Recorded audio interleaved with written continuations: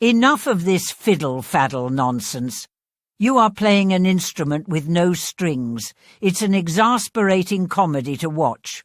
I will not waste my time watching you miming in shadow puppet shows. I want real light for you. I am your soul. I am the authority you keep postponing. And I speak with a strictness only out of mercy. Because your gullibility has tried so many other ways, it has made you insipid without result.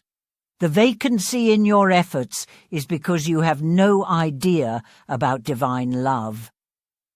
Listen, you're a gorgeous jolly fellow, an unpredictable joker, but love is not found outside you. You want it too easy, following crowds, listening to fantasy stories to unlock mysticism from actors with narratives. The truth is how you ripen and develop nature in yourself. Do you understand? These enchanted stories you are obsessed with only explore expensive sacrifice like object being given. They trigger a symbiosis of false hopes. The real foundations are health, diet, or discipline of attention, in service and ceremony leading to faith by earned belief. Yes, all these others smoking mirrors are Chinese whispers. Instead, allow the wilderness to become part of you. I will tell you how I could hear wind can speak without interruption in my imagination. I built a humble home. I bore 9 children. I had triumph and tragedy. I drank silence like water. It was the emptiness that empowered my vigilance to an uncluttered horizon, opening a passion in each season, caressing the air and blessing rains. It taught me. My words, thoughts, and deeds are responsible for everything. It is I who create everything, from nobly carrying water from the well to later riding in carriages. I found the template of love was written into me. Before I could name it, it divinely unfolded. Like in your infancy, you were dependent on your mother's warmth, by tone, touch, milk, and smiling face. That first impression became your hidden compass. Then you spent years searching outside yourself for someone to complete you, someone to save you like you remember as home. That is the spell, and now you must break it. The reality of illusions was trained to chase mirrors. You call it romance, you call it destiny, you call it the one. Yet much of what you chase is infatuation. The biology of hungry hormones is enchanting poetry, a revving thrill of expectancy, but also the addiction to being chosen and the terror of being rejected. Honestly, just wild dogs chasing their tails. None of it conjures resilience. Your encoded DNA into higher consciousness is the guardianship of value when life demands character. The biology of sex is lots of fun, but when the moment's over, the trapdoor in the floor opens back to the same vacancy, mostly with cheat methods to avoid procreation. Stop pretending other people are responsible for the love you refuse to generate within yourself. Stop outsourcing your self-worth, Babu. Stop bargaining jiggy with your dignity. This deceptive obsession is the chemistry of frustration. Looking back over decades, often we are all cross-eyed about who we were intimate with. Yet we made our essence of waste into funny stories to avoid flattering addiction. Now listen to the deeper anatomy. How the heart is the monarch. It is the home of spirit's clarity. It is the mirror that reflects creation back to you. When you fog that mirror with shame and guilt, with deceit, with contempt, you lose spiritual senses, instead gaining a twisted menu of preference. But it is a loss of intimacy. You juggle and call it romance. You suffer knowing you are cheating.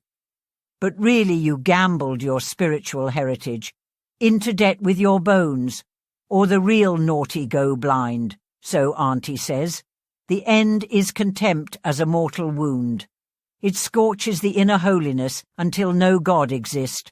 All is meaningless tenderness, with no true intimacy. Contempt becomes a lost war within yourself. Even when you win, you have nowhere to place numbness. So, command yourself. Do not feed contempt in thought, in jokes, in private narratives. Cut it off at the root. That is discipline. That is spiritual hygiene. H. At the same time, you want liberation. Then choose ethics. Blind, unethical behavior is exhausting. It requires constant management, constant masking, tricky calculation. And slowly, it shreds out your intimacy of any chance of a divine nature. You become two-faced, then patronizing, eventually empty, with solutions to be everyone's backstabber.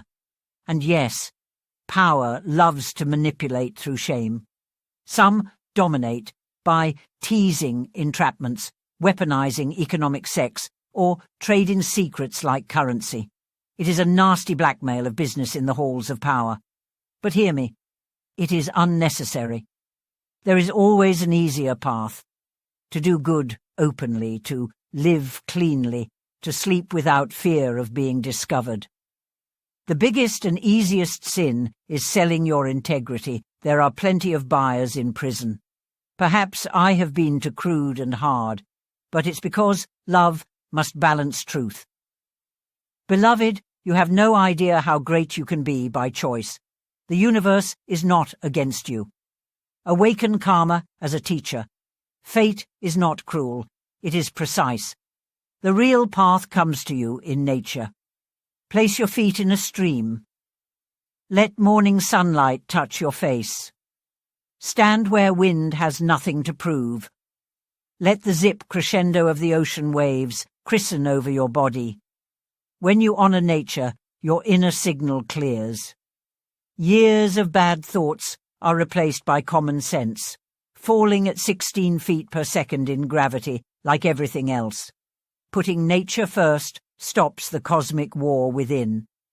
Your body is the reciprocal of all experience. The more you align with creation, the more clearly you receive the instructions of your destiny. And yes, love appears in many forms. Love of partner, love of child, love of tribe, love of craft, love of service. But the highest form is unconditional divine love. The love that does not shrink when misunderstood. The love that does not dilute.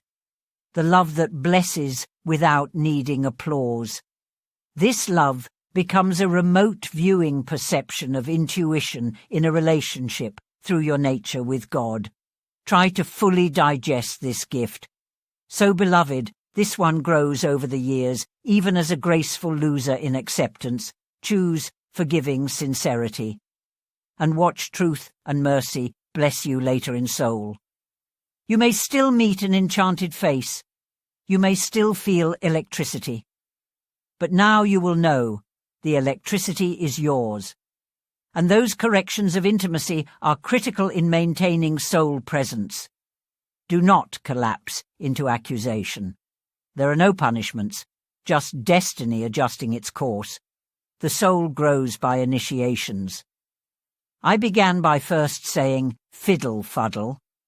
Well, all of what I say are not just the strings on your instrument, but also the different tunings and sequences of rhythms to be in harmony with nature. I have waited through centuries for you to hear me. You will find me in your silence. Our union is a passport of love into your homecoming. Make your heart a clear mirror. Do not crack it with shame. Do not fog it with deceit. Do not scorch it with contempt. The journey is as much fun as the destination. I am strict because I cherish you and know your wounds. Blessings, Baba Rishi.